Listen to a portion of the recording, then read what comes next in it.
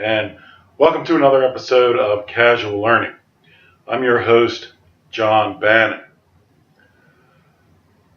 What's the deal with turtles all the way down? Turtles all the way down. This is a philosophical objection to the existence of God. What this objection involves is an old Hindu story. The Hindus, or at least some Hindus, believed that the earth had 7 corners. And those 7 corners were held up by elephants. So this is an explanation as to, what holds the Earth up. I mean, we know today that the Earth is a sphere and it's in the solar system and it's in outer space. But this story goes, involves a people who didn't understand that, and it's a very old story. So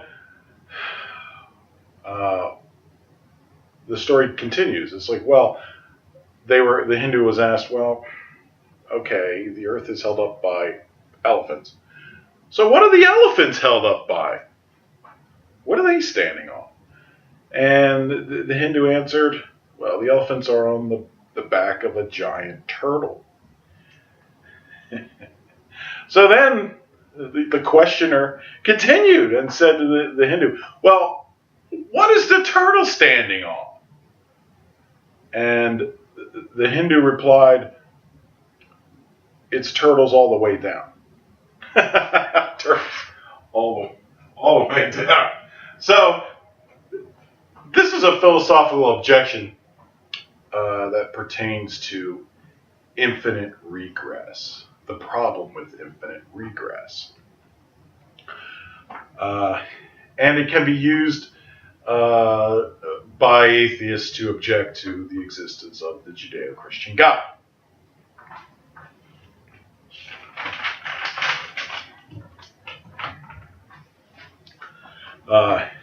The story about the elephants and the turtle and the turtles all the way down. It's an ancient sort of unscientific understanding of how the earth is held up. It's similar in many respects to Greek mythology, where you had the god Atlas, who was holding up the celestial sphere on his back. So it's sort of the same idea. What's holding up the heavens and the earth? Well, it's this god called Atlas. He's doing that. Well, what is Atlas standing on, right? So you got a problem. Bertrand Russell, who was a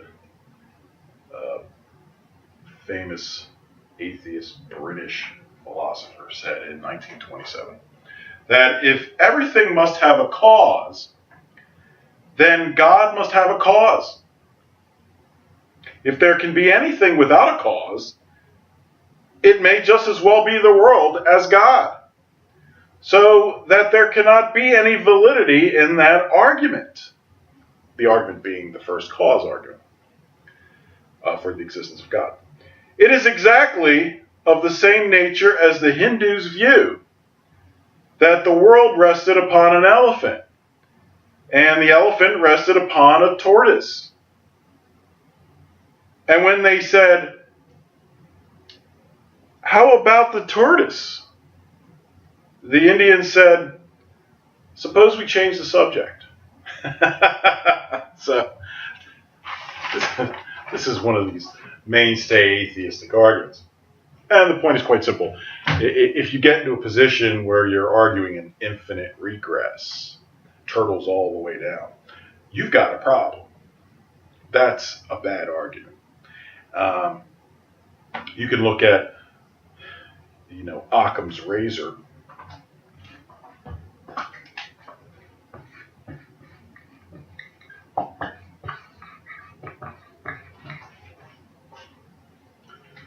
Which which says that one should not make more assumptions than the minimum needed.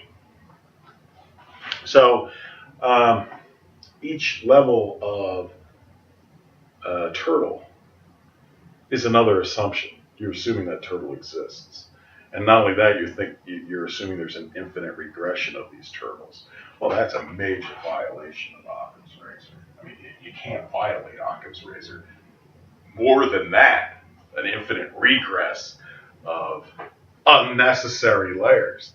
So there's very good philosophical reason to believe that if you get caught in an infinite regress, that your philosophy is flawed.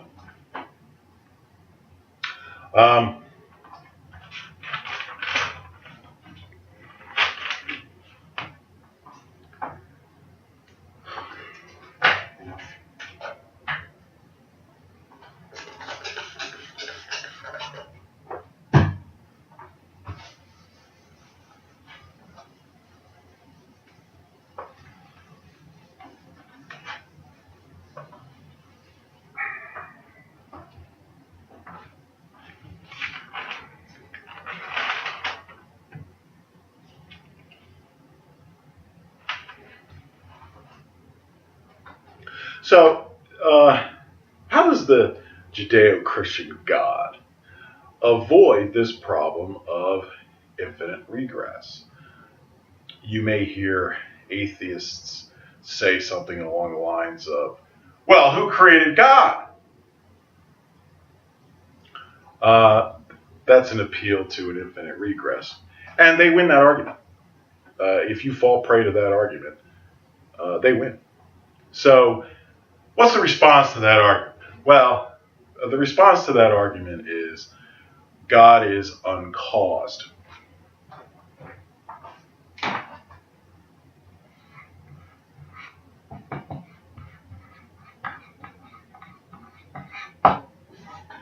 God is uncaused. That's a fundamental foundation of Judeo-Christian philosophy. God is uncaused. He has to be. If God is caused, then who caused God? Then you get into an infinite regress, and then you get turtles all the way down. And then Occam's razor would tell you the world just existing is a simpler explanation than an infinite regression of gods, or even one God. So God can't be caused. God cannot be a created being. Or the atheists are right, and God doesn't exist. So I've given you videos explaining why God is uncaused. And the proofs are that God is uncaused, and there's good reason for believing that. And, you know, one of the, there's several proofs regarding that, but, a quick way to explain it is that, well, God, there has to be a beginning of time. Time has to be created. And that means you need something that is outside of space-time in order to create time. And the only candidate for that is an uncaused God. And God can't be subject to space-time because God can't be subject to that which he creates. Otherwise, his creation would be responsible for creating him. That would be an act of self-creation, which is impossible. So, God has to be uncaused, and a good argument for why there is a God is because time has to begin. And my video on the beginningless time paradox explains that. So, those are winning arguments. So God exists, but it's fundamental that God is uncaused. God has to be uncaused. Okay? So if God is uncaused and God is uncaused, this is what resolves the turtles all the way down argument. So it stops with God. There aren't turtles all the way down. There is simply an uncaused God. If God isn't created, then there can't be a God who created God. Because that which is uncaused cannot be created. By definition, you can't cause, that is, create something that is uncaused. So the answer to that whole whole objection is God is uncaused. Um,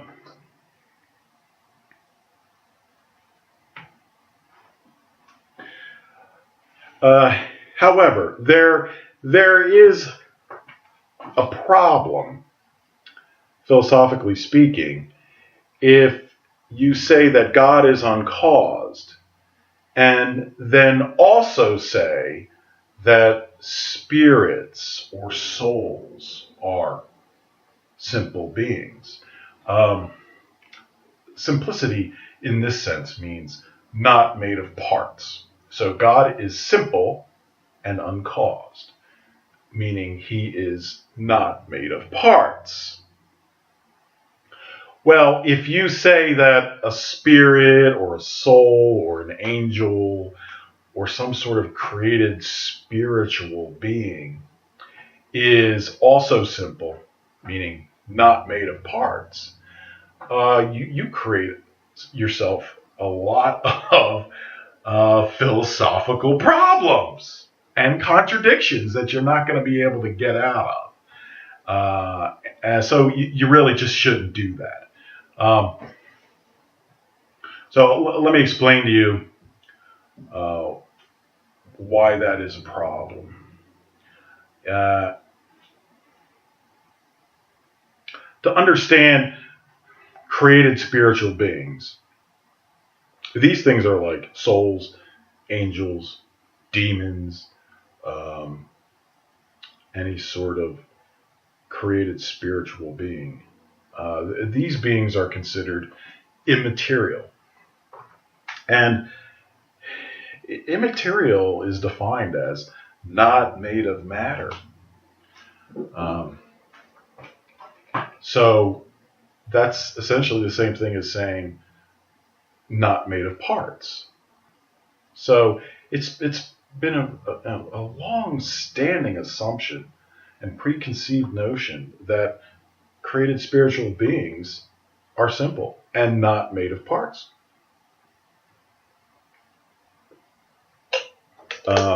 This understanding of what a spirit is goes back to ancient pagan philosophers before Christianity even existed.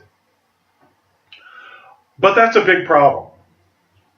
The belief that created spiritual beings are not made of parts equates those beings with God, because God is simple and not made of parts. Well, if you're equating a created spiritual being and calling it simple, then you're also logically assuming that that sort of simplicity can be caused, that it's possible to create a being that does not have parts. Well, if that's true, then because God is simple and not made of parts, the atheist could just turn around and say, well, if you're saying simplicity can be created, then that means God can be created, doesn't it? And if that's the case, that God can be created, well, now you got a situation where you could have turtles all the way down and an infinite regress. You know, a God who created our God. Well, who created that God? Another God. You keep going in infinity. So the atheist wins that argument. So you shouldn't say that spiritual beings like souls and angels and whatever else, demons, are simple. You just shouldn't do it. You'll lose the argument to the atheist if you say that. And your only regress then becomes, well, this is what I believe. It's my faith, even though there's an apparent contradiction in my philosophy and my logic and reasoning doesn't make sense. But it doesn't have to make sense because that's what God told us, and therefore I believe that because he told us. Sure, you can make that faith-based sort of argument. But then you're left with a faith-based argument, and you've abandoned your reasoning, your philosophical reasoning. And that's a big mistake there. But anyway, so let's start off with created spiritual beings. Now, I already did a video on this, but essentially created spiritual beings like souls, angels, demons, um, they have to be made of parts. And the reason is anything that changes in itself is made of parts. Now, I'm not talking about an indivisible unit of matter, like a quark or something like that, or something, beyond, smaller than the Planck scale. Those things don't change in themselves. They're indivisible units of matter. They don't change in themselves. I'm talking about something that changes in itself, like a created spiritual being, a soul or a demon, devil, angel. These entities can change their minds about things or decide things. So obviously, they have the ability to change in themselves. So they must be made of parts. Because anything that changes in itself is made of parts. A created or caused spiritual being changes in itself. Therefore, a caused created spiritual being is made of parts. That's a logical deduction. Now, if you don't believe me, well, show me some spiritual being and prove to me that it's not made of parts. I mean, do you have an angel's feather you can put under a microscope to prove to me it's not made of parts? Well, obviously you don't. No spiritual being has ever been examined like that to determine whether it's made of parts or not. So we're not talking about any sort of laboratory evidence. We're talking about arguments, philosophical arguments. And philosophically speaking, the argument is clear and proven that created spiritual beings are made of parts. Okay, so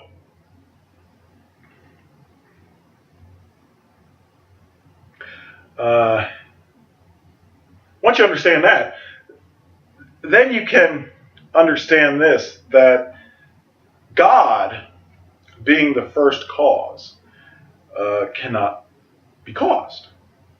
That's simple, right? God is an uncaused being. He's the first cause, therefore he can't be caused in himself, otherwise he wouldn't be the first cause. An uncaused being cannot be made of parts, because then the being would be dependent upon those parts, and therefore a caused being. So God cannot be made of parts. Otherwise, God is dependent on those parts that make God up, and therefore God is caused by those parts, and therefore God would have to be a caused being. So in order for God to be uncaused, God has to be simple, not made of parts. But it's also true that one cannot cause a being without parts, because such a simple being is only possible if it's uncaused. And one cannot cause that which is uncaused. So because a simple being doesn't have parts, but that sort of simple being is only possible if the being is uncaused, then you cannot create a simple being, because that would mean the being is caused, because you created it, which means it can't be an uncaused being. Therefore, a caused or created spiritual being must be made of parts. Has to be. That's logically true.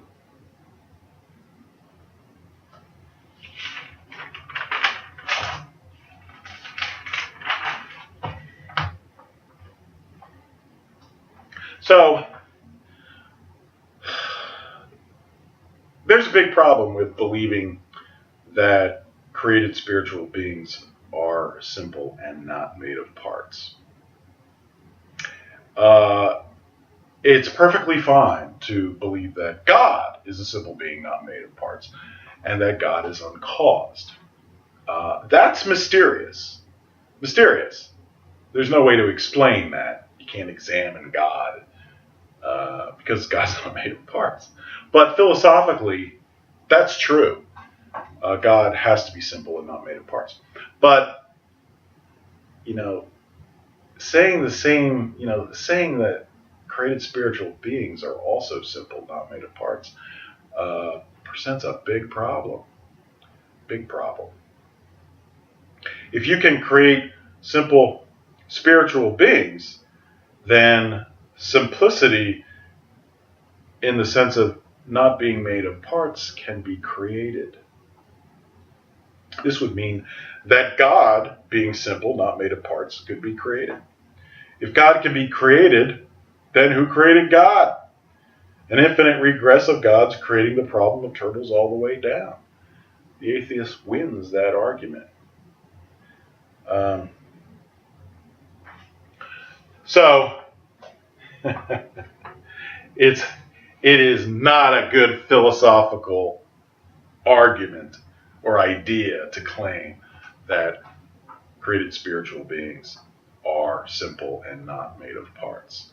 I understand that the idea of immateriality involves simple beings, and that this is an ancient preconceived notion about spirits. That is, that spirits aren't made of parts, or the soul is made of parts. But that is a very, very bad argument for Christianity. And it is only a preconceived notion. It's a long-standing preconceived notion. But that's all it is. There's no logical proof that that has to be true. And indeed, the logical proof is that it isn't true. So why continue to cling on to a really bad argument and really bad preconceived notion that spirits are not made of parts? In fact, I did a video, you can watch that, about that. That there's no reason why spirits, the soul, angels and demons couldn't be made of parts. Those parts are part of their own reality, different than our universe. So it's not made of our universal matter, but something beyond our universal matter. Parts nonetheless. In fact, I labeled those exomatter or exomaterial. There's no reason why that can't be the case. In fact, it ought to be the case, since that's what God does. He creates things, and creation requires the moving parts, and that things be made of parts. So there's no good reason to hold on to this ancient preconceived notion that created spiritual beings are not made of parts. No good reason, no proof for it being the case. There's no philosophical need for it whatsoever. And it should simply be abandoned and replaced with the idea that created spiritual beings are made of parts, which we can call whatever you want, but I refer to it as exomatter.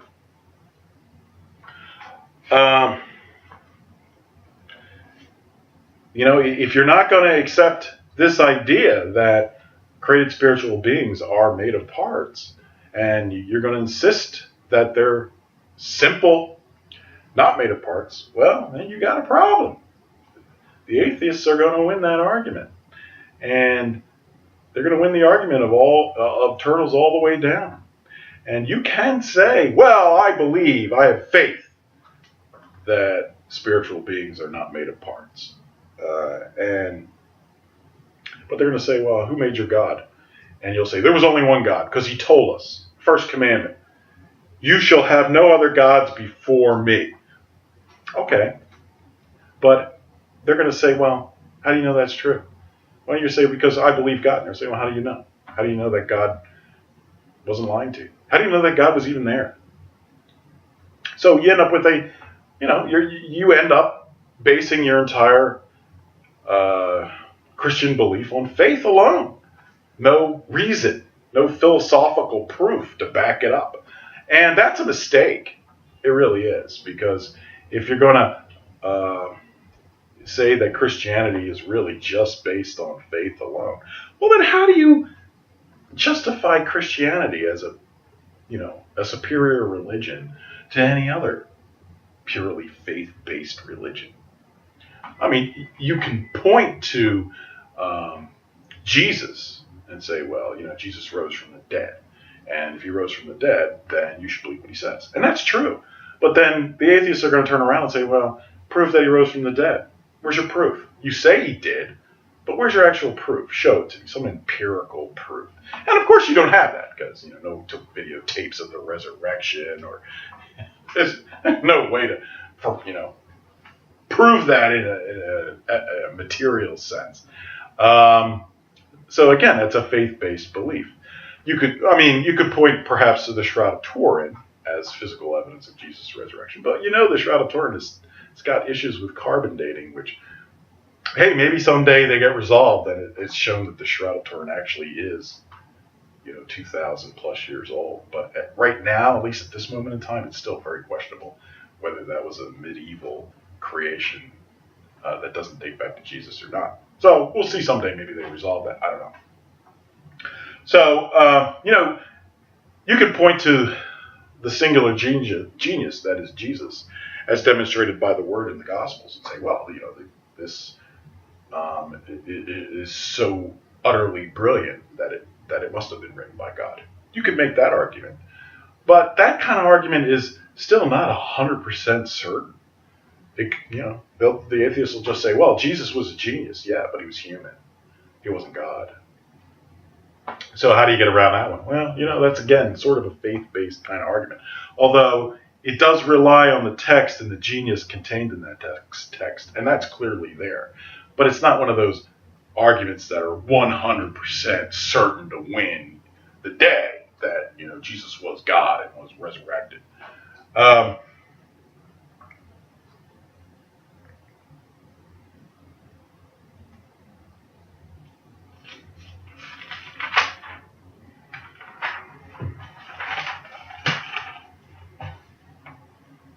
Again, there is no reason to believe that souls or created spiritual beings aren't made of parts.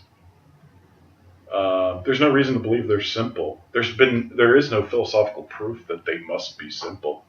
It's just a very ancient, long-standing, preconceived notion that that's the case, because they were described as immaterial, meaning not made of matter. But even the ancient word for immaterial wasn't entirely clear that something was not made of matter, because an immaterial thing could be something like the wind or someone's breath. Well, we know that those things are made of matter. They're invisible, but we know they're made of matter. So it's not entirely clear that even in the ancient Greek times, when this idea of immateriality was discussed with regard to spirits, that they understood that there are material substances like wind and breath, which really are made of matter. It's just that you can't see them. They're invisible. And maybe they didn't quite understand that. So even the ancient notion of immateriality or spirit world didn't conceive of the notion of invisible material substances like air, made of molecules, for example.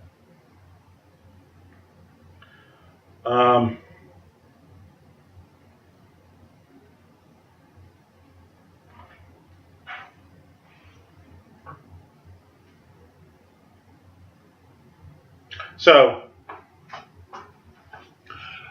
I would say be very, very careful in accepting the idea that the soul or created spiritual beings like angels or demons are simple and not made of parts. That leads to the atheists winning the turtles all the way down argument. And then you're left with solely a faith-based belief in Christianity. And there's no reason for it. There's no reason you should be left in that sort of position. There are good philosophical proofs and reasons why souls and created spiritual beings are made of parts. I think that's the better way to think about it. And it'll protect you from this atheistic argument of turtles all the way down and the infinite regress. Which, if you have a proper understanding, I think, of spiritual beings made of parts, um, you'll understand why that argument is false or is invalid. Well, anyway, I know that probably most people, including Christians, believe that the soul or created spiritual beings are not made of matter. That's been a very long-standing, ancient, preconceived notion. But that notion does cause big problems when it comes to proving the existence of God. And there's no reason to believe that the soul and spirits are simple beings. There's simply no reason to believe that. You can certainly believe they're made of parts, and there's logical proof to that. So I think that's a much better way to think about it. All right. If you have any questions or comments, please leave them below. If you like what you heard, please press the subscribe button. And I hope you understand what I'm saying, because it can really help you counter a lot of atheist objections to a belief in God, and help you understand that you may be stuck with a preconceived notion of what immateriality or soul means that is not made of parts. So I'm sure this will help you. All right, take care. Bye.